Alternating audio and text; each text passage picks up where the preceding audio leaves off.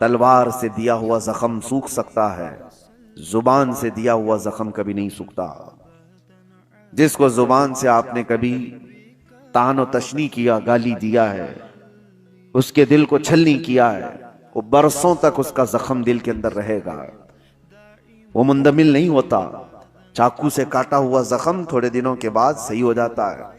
اسی لیے کہا گیا کہ زبان کی اپنی حفاظت کرو، اور حکیموں نے یہی فرمایا جو خاموش رہتا ہے اس کی عزت بڑھا دی جاتی ہے۔ من سکت نجا، جو خاموش رہا وہ نجات پا گیا۔ اور اکثر ایسا ہوتا بھی ہے کہ میرے آقا صلی اللہ تعالی علیہ وسلم نے زبان کو پکڑ کر کے بھی فرمایا تھا، من یضمن بین لحییہ وبین صدغیہ، من یضمن بین لحییہ وبین صدغیہ اضمن لہ الجنہ۔ حضور فرماتے ہیں دو رانوں کے بیچ میں جو تمہارا حصہ ہے شرمگاہ، اور دو جبڑوں کے بیچ میں جو تمہاری یہ زبان ہے، یہ دو چیزوں کی حفاظت کی ذمہ داری لے لو، حضور فرماتے ہیں میں تمہارے جنت میں جانے کی ضمانت دیتا ہوں۔ دو چیزوں کی حفاظت، اور یہ دو چیزوں کو آپ سوچیں کمپیریزن کس سے ہے؟ شرمگاہ، آدمی کی شرمگاہ جو جس سے آدمی بہت بڑے بھیانک گناہ کر سکتا ہے، زنا کا تک ارتکاب شرمگاہ سے ہوتا ہے، اور اس کے ساتھ جس دوسرے پارٹ کو جوڑا گیا وہ زبان ہے۔ یعنی جتنے خطرناک گناہ شرمگاہ سے ہوتے ہیں، اسی انداز سے گناہ تمہاری زبان سے بھی ہوتے ہیں۔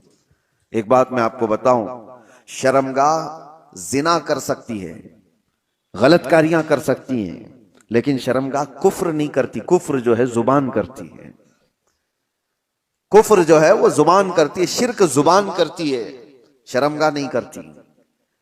اسی لیے بعض علماء نے کہا کہ شرمگاہ سے بھی زیادہ ذلت والی کبھی کبھار پارٹ یا کوئی عضو بنتا ہے تو وہ زبان بن جاتی ہے۔